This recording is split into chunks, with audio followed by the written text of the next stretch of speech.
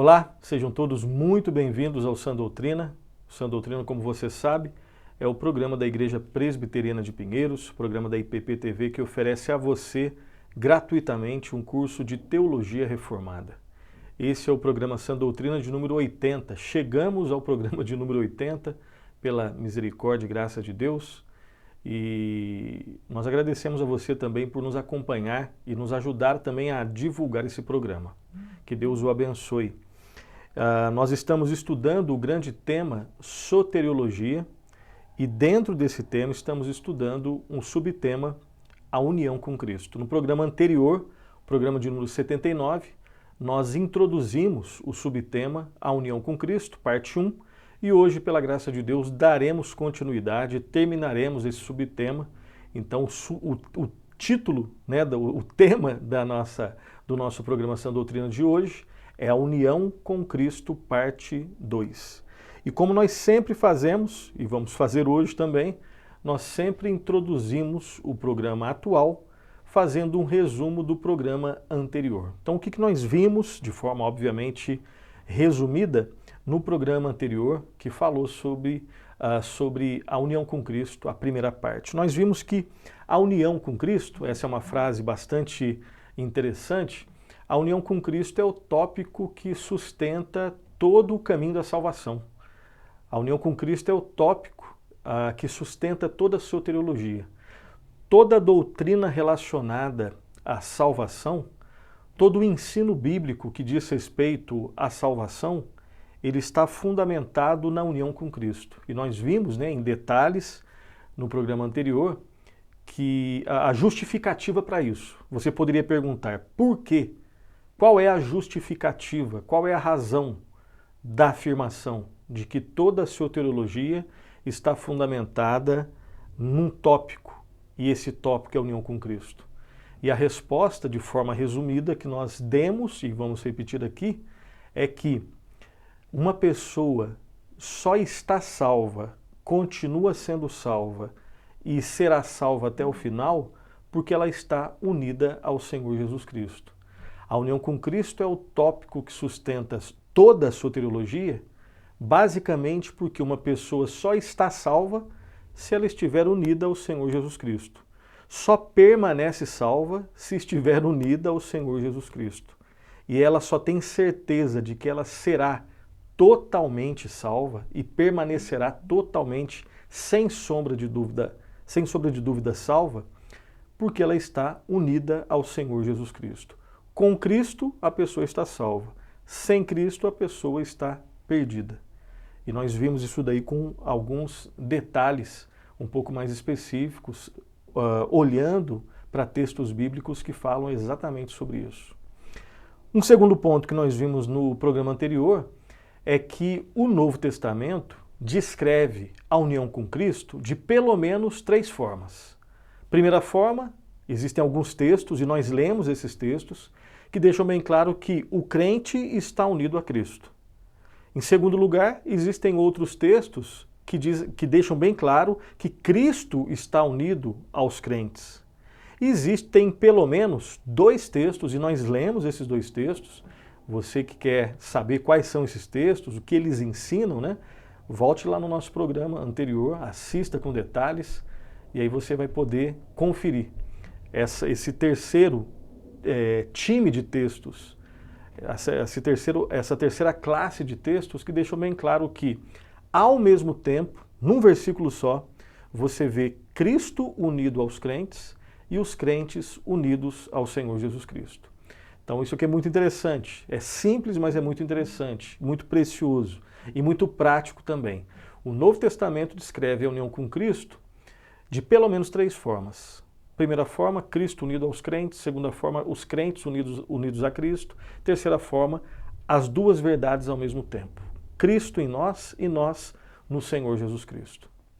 O terceiro ponto que nós podemos destacar aqui, em caráter de resumo da aula passada, do programa passado, nós vimos o que nós chamamos aqui, o que o Anthony Huckman chama aqui, e aí você de repente está chegando agora, o que é esse negócio de Anthony Huckman, Nós sabemos que nós buscamos basear os nossos programas, as nossas aulas, as nossas abordagens, obviamente, na palavra de Deus.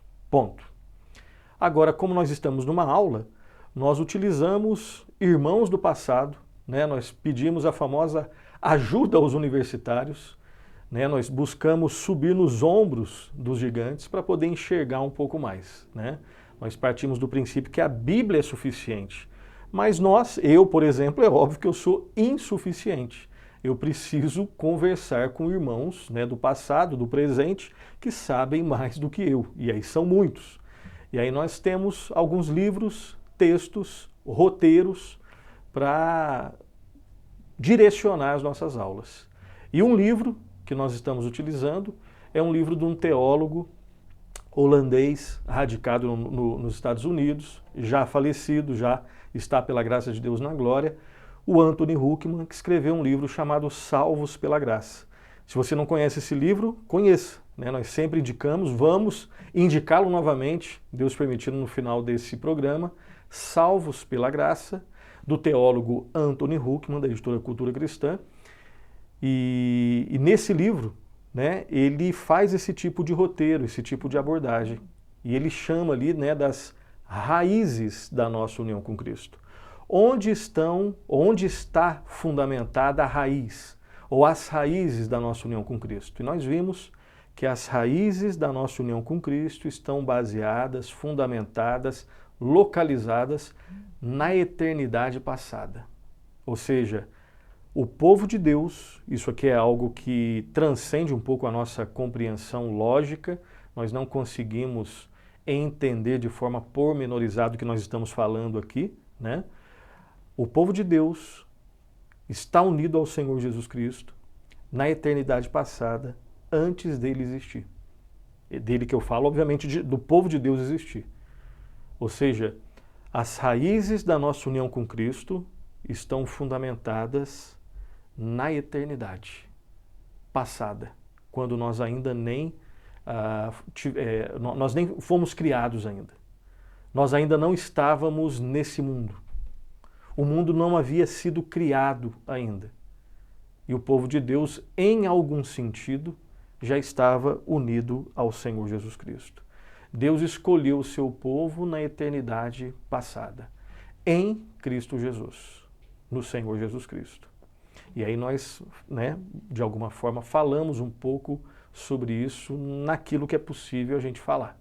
É algo que é ensinado nas Escrituras, que nós fomos eleitos antes dos tempos eternos.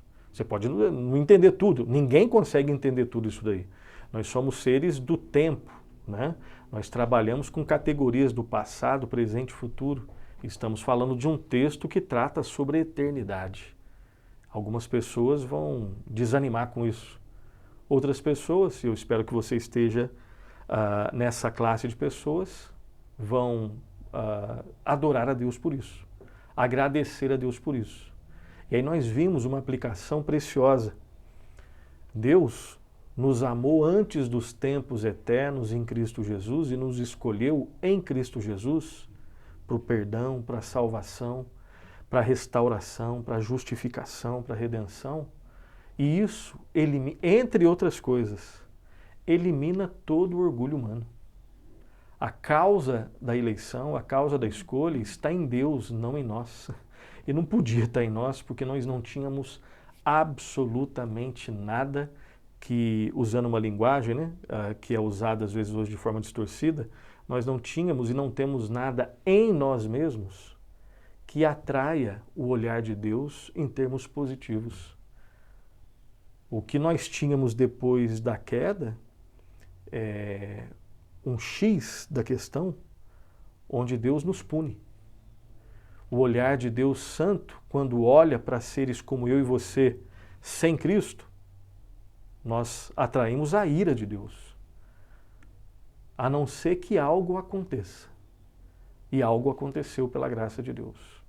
Então, fechando parênteses e voltando, nós vimos que as raízes da nossa união com Cristo estão localizadas não no tempo, as raízes estão lá na eternidade passada.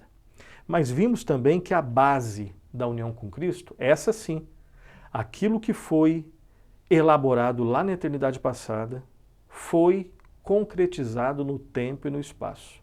se as raízes estão lá na eternidade, eleitos antes da fundação do mundo, quando a gente nem existia, a base da nossa união com Cristo foi algo que aconteceu no tempo e no espaço. A base da nossa união com Cristo está fundamentada na obra histórica, redentora do Senhor Jesus Cristo na cruz do Calvário. Nós fomos unidos em Cristo na eternidade, nós fomos unidos em Cristo no tempo e no espaço por algo que aconteceu e foi o algo mais maravilhoso. Algo que não nasceu no coração humano, nasceu no coração de Deus. A obra que Cristo realizou na cruz do Calvário. Agora, aquilo que foi elaborado lá na eternidade e foi concretizado na cruz do Calvário, Deus enviando o seu Filho ao mundo para que ele viesse até a cruz e cumprisse toda a lei em nosso lugar, morresse em nosso lugar e depois ressuscitasse. Enquanto essa realidade não for aplicada e experimentada no nosso coração, na nossa experiência, nós ainda não estamos salvos na nossa experiência. Então perceba, nós fomos, as raízes estão na eternidade passada, a base está naquilo que aconteceu no tempo e no espaço, Cristo morreu na cruz e depois ressuscitou. Agora nós vimos também um tópico que nós chamamos ali de a união real com Cristo. Ou seja, como essa união se dá na nossa história e de que forma nós somos unidos a Cristo. E aí nós falamos do caminho soteriológico. E perceba aqui, dá até vontade da gente voltar lá na aula anterior, mas a gente não vai conseguir. Mas um resumo aqui, como que a obra de Cristo é aplicada em nosso coração.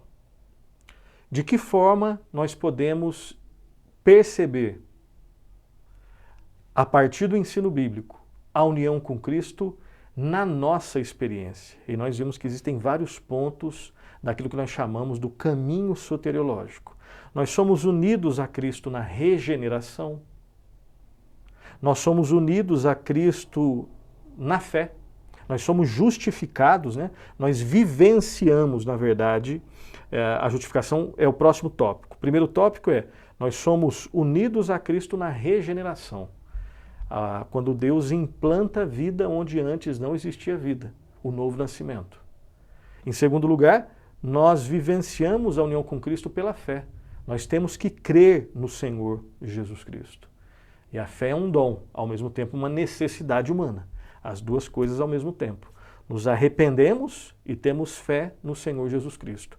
É o homem que tem que se arrepender e ter fé. E quando o homem se arrepende e tem fé, ele sabe que é pela graça de Deus.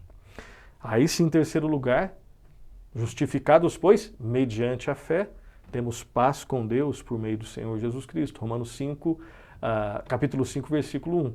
Então, em terceiro lugar, nós somos justificados em união com o Senhor Jesus Cristo. Perceba que em todo momento, sempre em união com Cristo. Regeneração, unido a Cristo. Fé em Cristo, unido a Cristo. Claro, a fé que salva, Na verdade, quem salva é a graça, É Deus que salva. É pela graça que nós somos salvos. Agora, o sinal de que a graça está atuando é quando nós temos fé no Salvador. Regeneração, unido ao Senhor Jesus Cristo. Quarto ponto aqui, nós somos santificados na união com o Senhor Jesus Cristo. Não tem nenhum momento do caminho da salvação onde nós estamos à parte de Cristo, mas sempre unidos ao Senhor Jesus Cristo. Regeneração, fé, justificação, santificação. Quinto ponto, nós perseveramos em união com o Senhor Jesus Cristo. Não tem como perseverar sozinho, ninguém tem força para isso. E não é só porque nós não conseguimos, é porque não é para acontecer assim. Não existe nenhum mérito em nós.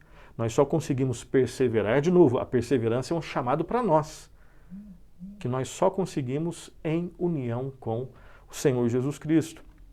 Sexto ponto, a Bíblia nos ensina também que nós morreremos em união com Cristo. E essa é a única realidade que traz esperança única, não existe outra. Esse mundo não te dá nenhuma esperança no meio do sofrimento e no meio da morte. A não ser essa verdade, estar unido ao Senhor Jesus Cristo. E a Bíblia garante, é garantia de Deus, que o povo de Deus morrerá em união com o Senhor Jesus Cristo. A morte não tem a última palavra. Termina aqui? Não. A Bíblia ensina também que nós seremos ressuscitados à parte de Cristo? Não. Em união com o Senhor Jesus Cristo. Todos os passos em união com Ele. Terminou aqui? Não. Tem o último. A palavra nos ensina também que nós seremos glorificados em união com o Senhor Jesus Cristo. Então perceba, né, que todas as peças vão se encaixando, né? Todas as peças, todos os ensinos vão se encaixando de forma perfeita, embora nem tudo a gente consiga entender pela lógica. E não tem nenhum problema com isso. Né? O nosso Deus não é a lógica é uma bênção de Deus, mas não dá conta de tudo, nós já falamos sobre isso. Né? Seria muito estranho que seres pequenos como eu e você, finitos como eu e você, que ainda lidam com os efeitos do pecado como eu e você, conseguíssemos, né, entender todos os aspectos. Não, e não precisamos, né? Nós precisamos de ter nossa vida nas mãos de Deus. Né? E é totalmente compatível com a fé cristã seres como eu e você, criaturas que creem pela graça de Deus em Deus, amam, mesmo que de forma imperfeita, mas sincera, a Deus. Um dia isso será perfeito, mas, obviamente, nós não conseguimos entender tudo. E essa não compreensão é compatível quando nós estamos, né, falando de um Deus perfeito, infinito, santo, majestoso, criador, e seres que são, né, que não têm todos esses atributos. Então, nós somos regenerados em união com Cristo, temos fé em Cristo, justificados em Cristo, santificados em Cristo, perseveramos em união com Cristo, morreremos em união com Cristo, seremos ressuscitados em união com Cristo, e glorificados também em união com o Senhor Jesus Cristo. Então, resumindo o resumo aqui, nós podemos dizer que a nossa união com Cristo tem a sua fonte na eleição em Cristo, antes da criação do mundo, e tem o seu alvo, a sua fonte, eternidade passada, e o seu alvo, eternidade futura, a glorificação com Cristo por toda a eternidade. Isso é uma boa nova, isso é uma boa notícia, que em Cristo nós temos vida eterna, nós temos tudo que nós precisamos.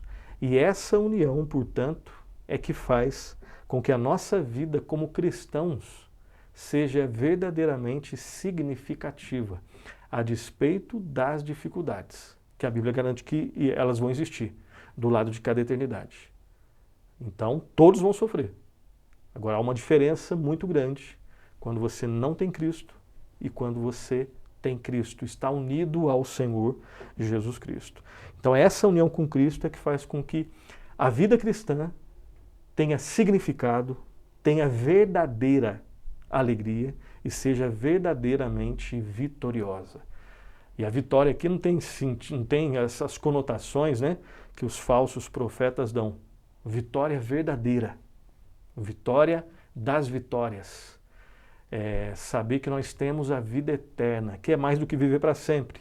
Nós já vimos isso. Ter comunhão com Deus para sempre. Ter vida com Deus para sempre. Lembre-se que nós somos peregrinos e estrangeiros nessa terra, mas Cristo vive em nós e vive em nós para sempre. E assim nós terminamos, né, o programa anterior. No programa de hoje, nós vamos dar sequência e vamos buscar terminar esse subtópico, né? E nós chamamos aqui de A União com Cristo, a parte 2, onde nós vamos tocar em alguns assuntos que nós tocamos no programa anterior e dar sequência, né, nesse assunto, tocando em um tema pelo menos, que é o significado. Né? Falamos das raízes da união com Cristo, falamos, né, da base da união com Cristo, falamos da união real com Cristo na nossa experiência e quais seriam os outros significados dessa união com Cristo. Né? Então, nós vamos começar lembrando que a união com Cristo, essa é uma frase, não é minha, eu até gostaria de tê-la criado, é uma frase do Lewis Smith, vai ser projetada aí para você, O Lewis Smith, acerca da união com Cristo, diz assim: a união com Cristo é ao mesmo tempo o centro e a circunferência da autêntica existência humana. Isto é, a autêntica vida cristã. Vamos tentar entender isso daqui. Olha só o que ele está dizendo. A união com Cristo, ao mesmo tempo, ela é o centro, não existe nada mais central do que a união com Cristo, e ao mesmo tempo é a circunferência da vida cristã. Perceba, né, a preciosidade aqui. Não existe nada mais central do que a vida com Cristo. Nada. E ao mesmo tempo, o que delimita a vida cristã é a união com Cristo. Fora da união com Cristo, você tem outra coisa, mas não é vida cristã. Então, é sempre em união com Cristo, como nós vimos aqui no processo soteriológico, né? Desde a eleição, a regeneração e até a glorificação, passando por santificação, justificação, a fé, né? O arrependimento, a perseverança, a morte, a ressurreição. Então, a vida cristã, a união com Cristo, melhor dizendo, ela é o centro da vida cristã, principal, e ela é a circunferência, ela delimita até onde vai a vida cristã. E quando a gente fala de limites aqui em termos positivos, são limites que garantem que dentro desses limites você tem vida, fora deles você tem morte, né? Você tem doença. E aqui doença não no sentido físico, né? Doença no sentido espiritual. Uma outra frase aqui, né? Na verdade um outro período aqui importante que eu quero ler para você, agora do João Calvino, né? Você já ouviu falar dele, e nós vamos continuar falando dele, de outros irmãos do passado, lembrando que, né, nós concordamos com eles na medida em que eles estão dentro das Escrituras, e é esse exercício que você deve fazer também, né? Aquilo que nós falarmos aqui, você deve ser como os bereanos, né? A qual Paulo se referiu, né? Aqueles irmãos que, enquanto o irmão está falando das Escrituras, eles estão analisando para ver se tudo está em conformidade com as Escrituras. Se estiver, amém. Se não estiver, que sejamos corrigidos, ok? Então, sobre esse tema, João Calvino disse o seguinte, abre aspas, precisamos entender que enquanto Cristo permanecer fora de nós e nós estivermos separados dele, tudo que ele sofreu e fez pela salvação da raça humana permanece, pelo menos para nós, né, inútil e sem valor para nós. E aí ele continua, tudo que Cristo possui é nada para nós, até que cresçamos num só corpo com ele. Então, o que Calvino está querendo nos ensinar aqui, pelo menos um ponto que nós queremos destacar, é que nós temos que ter a certeza de que Cristo é o nosso Salvador, é o nosso Senhor. Nós temos que buscar, pela fé, em humildade, nos apropriar, pela fé, de tudo aquilo que Cristo conquistou na cruz, para nós. Nos arrepender dos nossos pecados e crer em Cristo como nosso Senhor e Salvador. E a Bíblia nos garante que todo o nosso pecado é colocado na conta de Cristo, Ele paga tudo, e toda a justiça de Cristo é colocada na nossa conta. De forma que agora o Pai olha para nós, perdoados, limpos, purificados, lavados no sangue do Cordeiro. E nós somos aceitos agora pelo Pai na sua família como filhos. Filhos perdoados, agora no caminho da santificação, seremos orientados, corrigidos, e tudo isso debaixo da graça de Deus, unidos ao Senhor Jesus Cristo. Vamos então falar sobre o nosso, né, o tópico de hoje, que nós chamamos aqui de o significado da união com o Senhor Jesus Cristo. O que essa união, além de tudo que nós já falamos, significa para nós? Vamos lá. Uma vez que tenha aberto seus olhos para o conceito bíblico da união com Cristo, você não lerá mais a Escritura da mesma forma que você lia antes de conhecer esse conceito. Você agora, focado no tópico da união com Cristo, você vai dar mais atenção a todos os textos, começando ali em toda a Escritura, obviamente. Aqui estamos falando especificamente do Novo Testamento. Desde Mateus até Apocalipse, você vai agora ficar mais atento a essa doutrina, porque ela é uma das doutrinas centrais das Escrituras. E perceba que esse pensamento, ele aparece, né, em vários autores, de alguma forma em toda a Escritura, né? Agora, obviamente, alguns autores de uma maneira mais explícita. Nós vemos de uma maneira mais explícita em João, o evangelista João, e no apóstolo Paulo, com linguagens razoavelmente diferentes, mas nós vemos essa doutrina ali. Paulo enfatiza bastante essa doutrina, João enfatiza bastante essa doutrina, talvez até João mais do que o apóstolo Paulo. Faça o seguinte exercício, obviamente não agora, mas quando você estiver fazendo a sua próxima leitura, tanto no Evangelho de João e quanto nas cartas do apóstolo Paulo, busque destacar de alguma forma todas as vezes, e aí falando mais de Paulo, todas as vezes que aparece a expressão ou as expressões em Cristo, por Cristo, nele, no Senhor, com Ele, expressões que sempre falam dessa união com o Senhor Jesus Cristo. Você talvez se surpreenda. E aqui nós, pegamos aqui uma informação do livro do Anthony Huckman, que as expressões em Cristo, nele, no Senhor, e as expressões relativas a essa realidade da união com Cristo, elas ocorrem 164 vezes nas 13 cartas de Paulo. 164 vezes. É um número considerável e que expressa que Paulo tem na união com Cristo, se não a sua doutrina central, uma das doutrinas certamente centrais.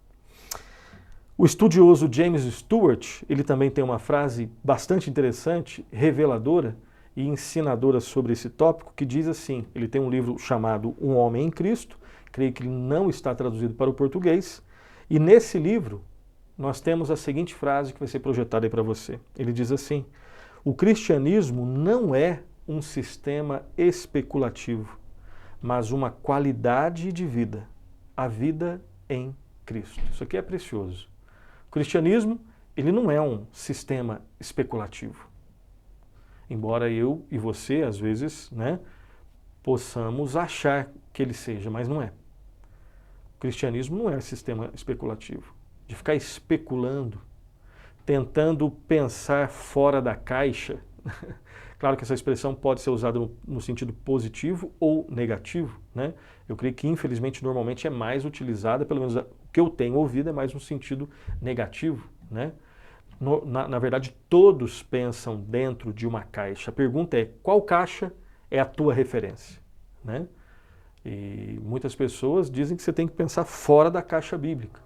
Elas estão se esquecendo de quando elas querem fazer teologia fora da Escritura, é que ela já tem um outro referencial, consciente ou inconscientemente. E fora das Escrituras a gente fica especulando, né? A gente não se contenta e não se alegra com aquilo que é revelado, e a gente começa a buscar alegria e contentamento naquilo que não é revelado. É uma grande armadilha e que não traz verdadeira sabedoria, saudável conhecimento, e não traz de forma nenhuma alegria, edificação, comunhão com Deus. Traz confusão. E aí, junto com a confusão, você tem vaidade, você tem orgulho e você se perde. Se perde. Nos pensamentos, nas especulações e na vida também, né? Assim como a boa teologia traz efeitos positivos na vida, a má teologia também traz efeitos negativos na nossa vida. Então o cristianismo não é um sistema especulativo, de achismos, de buscar encantamento fora da Escritura. O cristianismo, ele é uma qualidade de vida, mais especificamente, a vida em Jesus Cristo. 2 textos bíblicos, Filipenses 1, 21, onde Paulo diz assim: porquanto para mim o viver é Cristo e o morrer é lucro. Nós lemos, esse texto em outros programas, e aqui Paulo de novo mostrando a centralidade da pessoa de Cristo na vida dele. Porquanto, para mim, ele fala com certeza, guiado pelo Espírito Santo, o viver é Cristo e o morrer é lucro. porque ele sabe que se ele morresse, ele morre com Jesus Cristo. Se vivemos, vivemos para Cristo. Se morremos, morremos para o Senhor Jesus Cristo. Tudo é de Cristo. Tudo, tudo, tudo. Se Cristo quiser que eu continuo com Ele. Se Ele quiser que eu parta, eu vou partir com Ele. E eu vou estar com Ele num nível maior do que eu estou aqui. Então, esse é um dos versículos, né, Filipenses, que é uma carta obviamente cristocêntrica, onde você vai ver várias vezes as expressões, né, aquelas relativas à união com Cristo, que nós já falamos.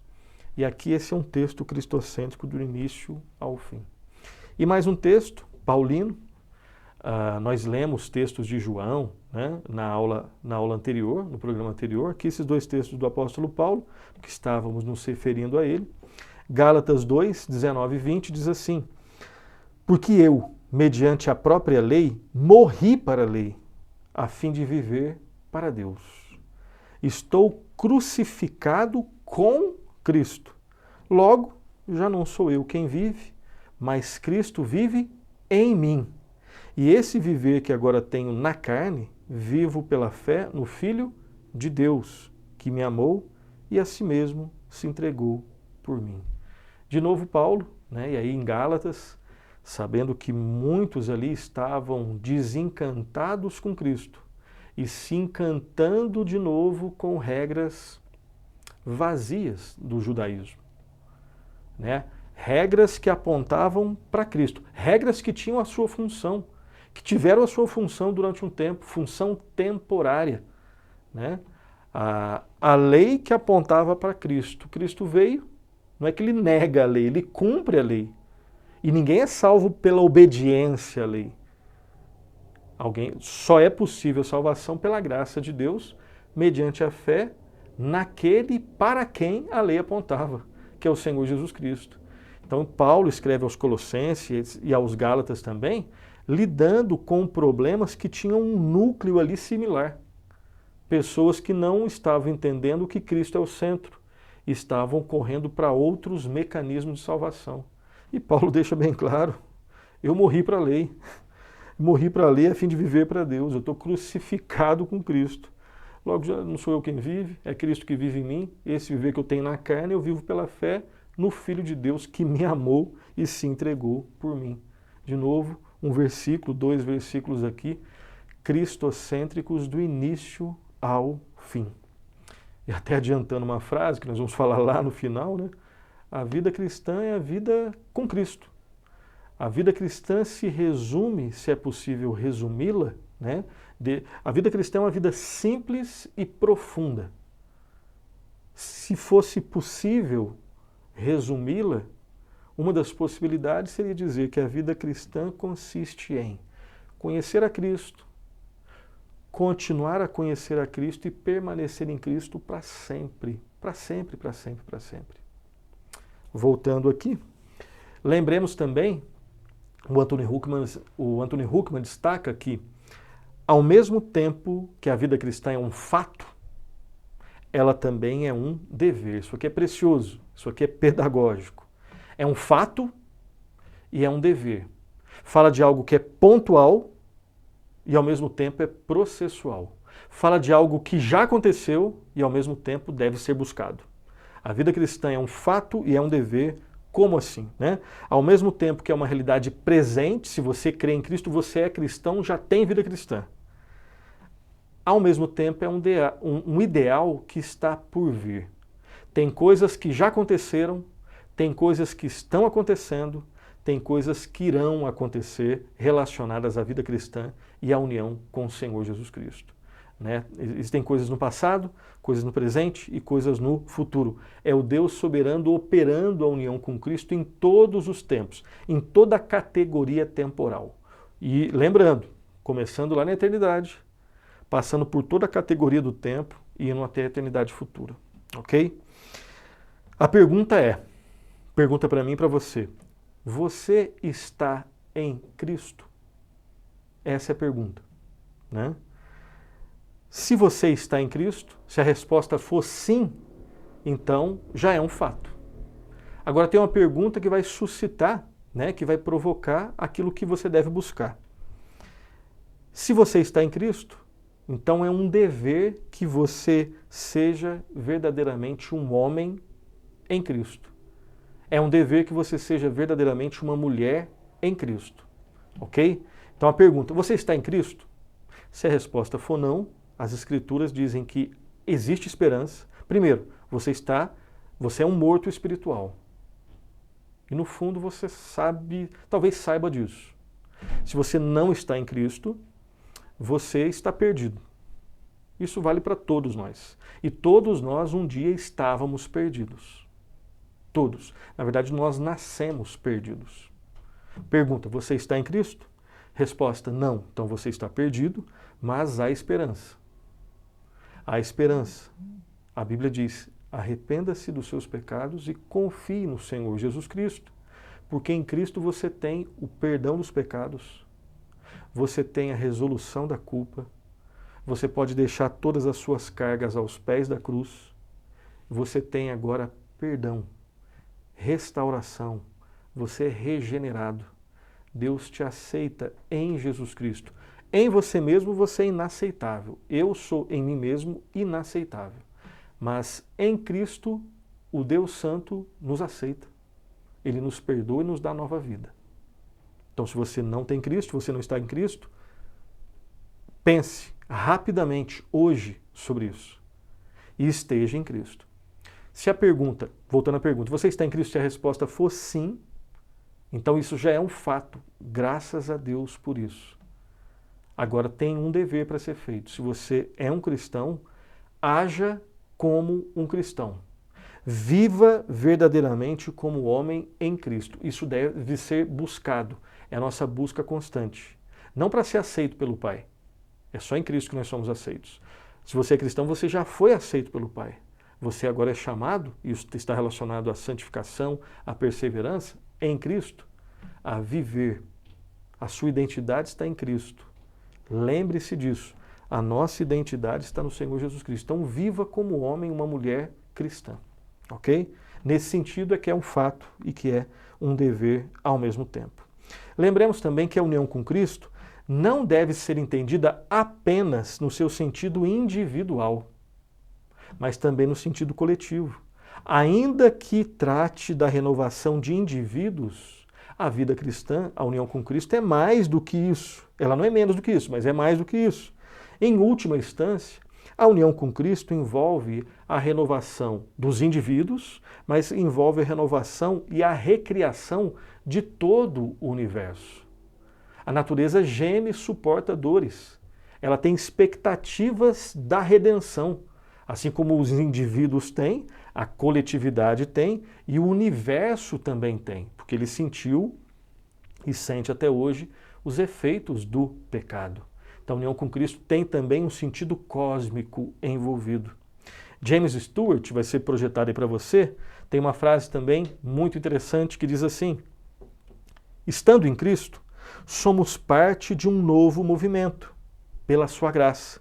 Um movimento na direção de novos céus e nova terra, onde todas as coisas são feitas certas e onde Ele é tudo em todos. Haverá um dia, o dia da volta do Senhor Jesus Cristo, onde tudo será restaurado em Cristo Jesus, onde todo o universo experimentará os efeitos cósmicos da redenção em Cristo. E o povo de Deus habitará nesse lugar, lugar espiritual e lugar físico ao mesmo tempo. E infelizmente haverá também um lugar destinado àqueles que disseram não ao Senhor Jesus Cristo. Não seja essa pessoa, não faça parte dessas pessoas. Se arrependa e creia no Senhor Jesus Cristo. Se você já se arrependeu e creu em Cristo e continua crendo em Cristo, e de repente hoje se encontra afastado, desviado, desanimado, não sou eu, é a Escritura que nos ensina, e ela chama a você e a mim, a todos nós, a olharmos novamente para o Senhor Jesus Cristo. Lembrando, né, que Deus amou o mundo de tal maneira que deu seu Filho unigênito, para todo aquele que nele crê não pereça, mas tenha a vida eterna. Creia nisso, creia no Senhor Jesus. Vejamos agora então, e aí já entrando, né, na última parte do programa de hoje, da nossa aula de hoje, isso aqui é muito interessante, porque nós vamos agora tentar conectar as Escrituras, né, o ensino bíblico, com a teologia, né, que é a reflexão sobre o ensino bíblico, e a história da igreja, né, olhar para irmãos do passado e perceber como que eles entenderam esses temas.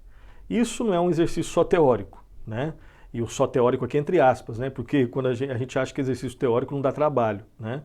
É claro que dá bastante trabalho.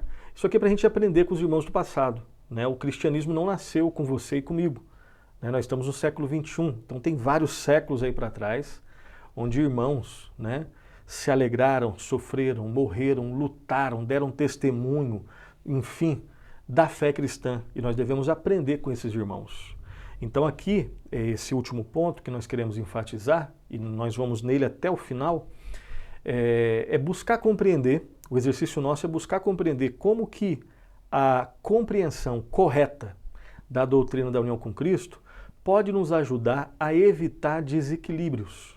Ou dizendo de uma forma positiva, como que a compreensão correta da doutrina da união com Cristo pode nos dar uma noção mais equilibrada da compreensão, né, das realidades da teologia e da nossa vida no dia a dia.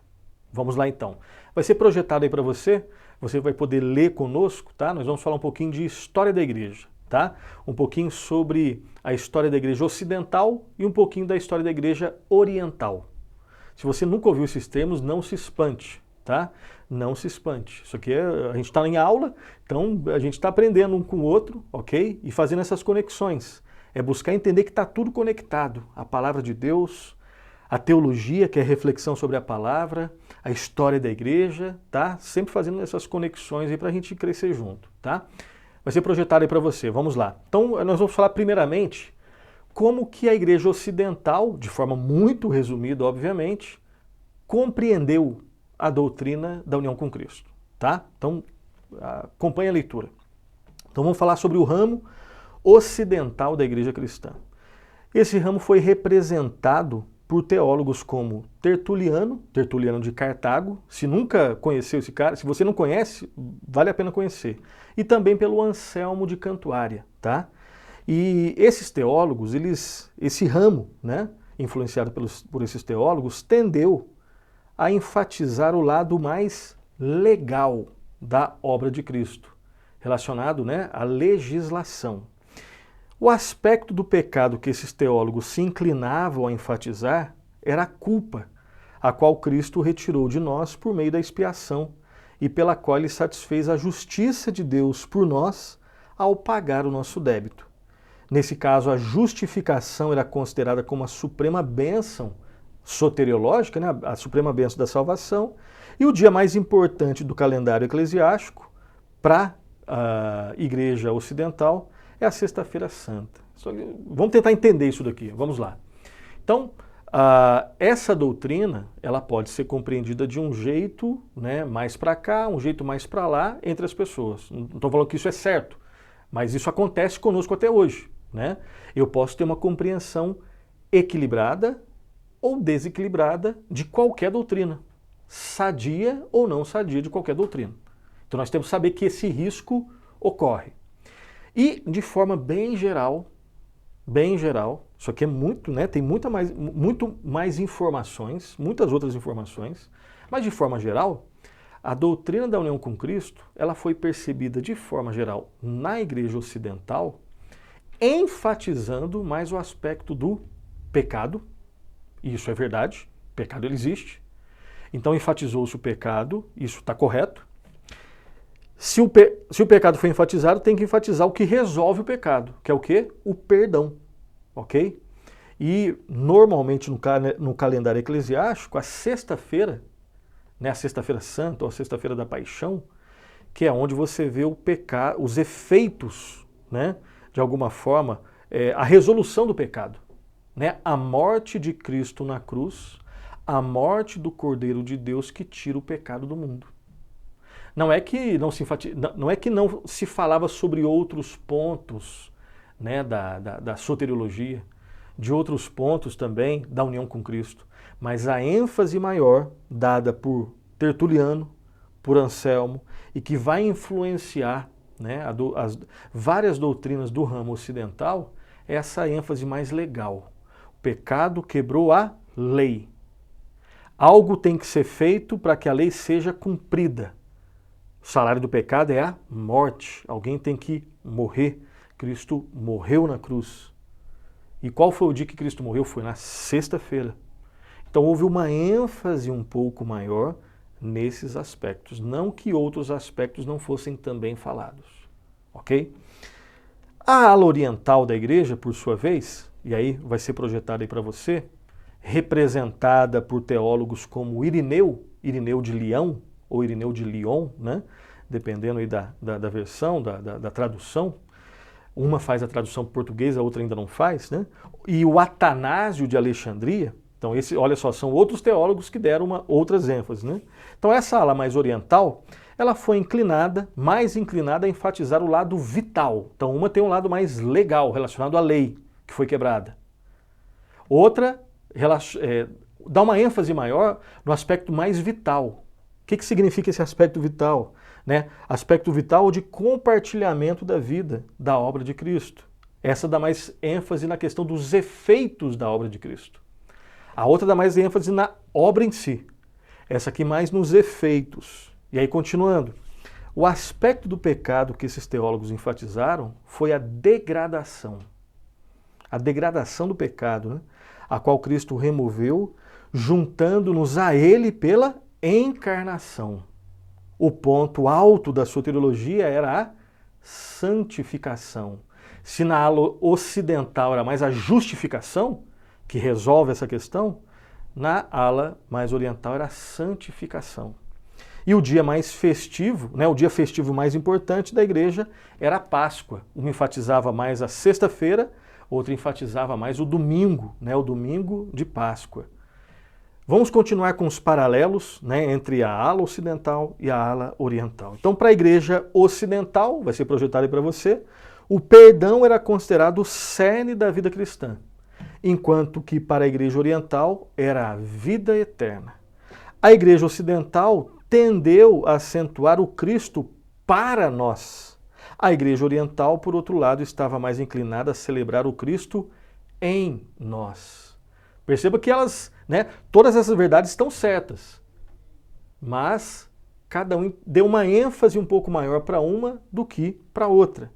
E qual deve ser a nossa atitude olhando para esses irmãos do passado? Primeiro, é saber que nós podemos, às vezes, fazer um julgamento precipitado, né? Sejamos humildes, porque é possível que você e eu enfatizemos coisas que, de repente, a Bíblia não enfatiza. Devemos ter consciência disso, de que nós podemos errar e buscar humildade em Deus para que Ele nos preserve desses erros. Segundo lugar, nós precisamos enfatizar um e o outro? Não. Devemos olhar para a Escritura, olhar para essa experiência, ter essa humildade de saber que a gente tem esse potencial para poder errar, mas aprender com os erros e os acertos dos nossos irmãos do passado, e nós devemos juntar esses dois aspectos da obra de Cristo. Não é ou um ou outro, são os dois. Nós devemos juntar, porque a Bíblia nos ensina dessa forma conjunta, o legal e o vital. O Cristo por nós e o Cristo em nós. Devemos enfatizar a obra de Cristo e os efeitos da obra de Cristo em nós. Mas a doutrina da união com Cristo nos ajuda a manter um perfeito equilíbrio entre essas duas facetas, entre essas duas dimensões. Cristo, sua obra, o que Cristo fez por nós, o Cristo para nós e o Cristo em nós, o aspecto legal, o aspecto de vida, o aspecto vital, que é a consequência do aspecto legal, né? Cristo veio à Terra, não entre aspas, tá? Bem aspas aqui. Cristo veio à Terra não só, entre aspas, muitas aspas, para pagar o preço pela nossa salvação. A dívida impagável que nós não poderíamos pagar. Cristo paga, Ele pagou. ele também veio para levar-nos para dentro e manter-nos dentro da viva união com ele mesmo. Ele resolveu a nossa dívida e nos deu uma qualidade de vida. Pela união com Cristo, nós recebemos todas as bênçãos espirituais. Continuando, não somos salvos, preste atenção nisso, até que sejamos feitos um com Cristo.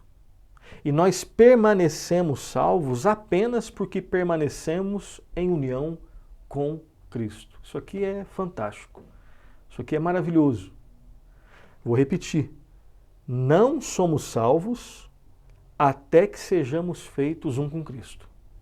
E permanecemos salvos somente, apenas porque permanecemos em união com Cristo. Ou seja, tudo está relacionado a Cristo.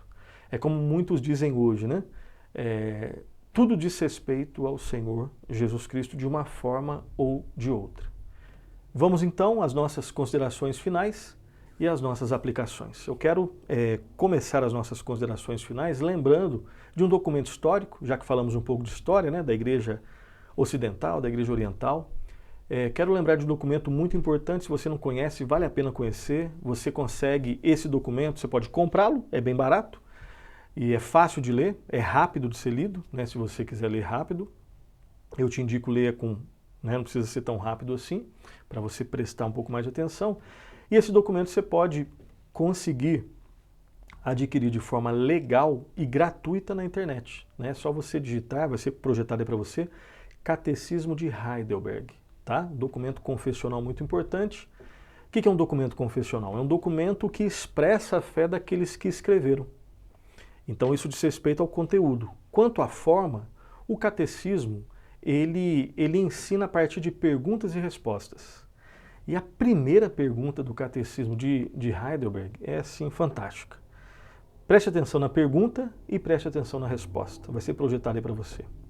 Então pergunta 1 é a seguinte: qual é o seu único fundamento na vida e na morte? Essa é a pergunta. Talvez seja a pergunta das perguntas, né? Qual é o seu fundamento na vida e na morte? O que você baseia a sua vida? E quando você morrer, qual que é a sua esperança? Você está baseado em quê? Você se segura em quem? Né? Seria uma versão aqui atualizada. A resposta é a seguinte: o meu único fundamento é meu fiel Salvador Jesus Cristo. A Ele pertenço em corpo e alma, na vida e na morte, e não pertenço a mim mesmo. Com seu precioso sangue, Ele pagou por todos os meus pecados e me libertou de todo o domínio do diabo. Agora Ele me protege de tal maneira que, sem a vontade do meu Pai do céu, não perderei nenhum fio de cabelo. Além disso, tudo coopera para o meu bem. Por isso, pelo Espírito Santo, Ele também me garante a vida eterna e me torna disposto a viver para Ele daqui em diante de todo o coração. Nós podemos dizer que com essa ou com essas verdades expressas nessa resposta, você pode viver e morrer bem. Não existe outra alternativa. Você pode até elaborar uma resposta melhor, é possível, claro, né? Esse não é um texto inspirado. Esse texto tem que ser submetido às Escrituras, obviamente. Não tem nenhuma dúvida que ele passa no teste das Escrituras, né? Ou seja, o que é expresso aqui, o que é ensinado aqui é bíblico. E, de novo, qual é o seu fundamento, o meu fundamento na vida e na morte? É o Senhor Jesus Cristo, a Ele eu pertenço de corpo e alma. Nele eu tenho tudo o que eu preciso. Ponto. A gente poderia continuar falando, né? Mas por questão de tempo a gente vai passar aqui mais 2 pontos para a gente terminar. Em outras palavras, você pode ter certeza que a glória futura, a glória que nós temos em Cristo, nada mais será do que a continuação dos desdobramentos das riquezas da nossa união com Cristo. Ou seja, nós já temos um pouco aqui, que já é maravilhoso, daquilo que lá será num nível maior e melhor ainda, mais pleno. Mas aquilo que nós teremos lá já é parcialmente vislumbrado aqui. E tanto lá, esse é o ponto, tanto lá quanto aqui, ou tanto aqui quanto lá, só é bom porque tem Jesus Cristo. E muito do que o futuro nos reserva não está descrito na Bíblia. A Bíblia não entra em todos os detalhes de tudo que, né, vai acontecer lá no futuro, mas isso não é problema. Mas de uma coisa podemos ter certeza: estaremos, isso aqui já vale, estaremos eternamente com Cristo, em Cristo, compartilhando de sua glória. Que Deus nos transforme cada vez mais. E o último ponto é uma frase que eu disse lá no início do programa e repito aqui, né? Se fosse possível resumir um pouco da vida cristã, esse aqui seria uma possibilidade de resumo. A vida cristã consiste, basicamente, em conhecer a Cristo, prosseguir em conhecer a Cristo e permanecer em Cristo para sempre. Conhecer a Cristo, prosseguir em conhecer a Cristo, inesgotável, não dá para esgotar o Senhor Jesus, e permanecer nele para sempre, para sempre. Assim nós vamos, né, terminando aqui o nosso programa de hoje. Eu quero fazer algumas indicações bibliográficas para você, tá? São 3 indicações bibliográficas, na verdade 4, só lembrando aqui do nosso livro, Roteiro, Salvos pela Graça, do Anthony Huckman, ok? O livro do Michael Reeves, Deleitando-se em Cristo, esse aqui é da Cultura Cristã, tá? Esse aqui é da editora Monergismo, Deleitando-se em Cristo. Um outro livro da editora Os Puritanos, do Thomas Goodwin, um puritano, O Coração de Cristo, o cuidado do Salvador do céu, no céu, para com os pecadores na terra. Um livro precioso também, O Coração de Cristo, do Thomas Goodwin. E um livro da Trinitas, da editora Trinitas, do Samuel Rutherford, um puritano também, um livro precioso, A Beleza de Cristo. A Beleza de Cristo, com prefácio do reverendo Heber Campos Jr. Tá? Livro fininho, pequeno, mas aqui de novo aquele, né, aquele jargão, aquele bordão, né? Esse aqui é um dos livros pequenos, né, breves, mas que tem um perfume precioso, precioso, ok? Então são livros, os 3, né, esses 3 aqui, esse aqui tem um teor tanto assim profundamente teológico, bastante analítico, mas bastante pastoral também. Esses 3 com um tom bastante devocional, obviamente fundamentados nas Escrituras, em boa teologia, e é por isso que eles podem ser, ter esse teor pastoral e devocional. Né? Aqui nós falamos desde os nossos primeiros programas, né, para a gente lutar contra aquele dualismo, aquela separação entre teologia e piedade. Né? As Escrituras ensinam as duas ao mesmo tempo. Não existe verdadeira piedade que não esteja baseada em boa teologia, e não existe boa teologia que não redunde em piedade. Assim nós terminamos o programa de número 80. Próximo programa nós vamos continuar, Deus permitindo, e vamos falar sobre o chamado do Evangelho. O que é isso? O chamado do Evangelho. Hoje nós terminamos. Obrigado pela paciência, bons estudos e que Deus muito o abençoe.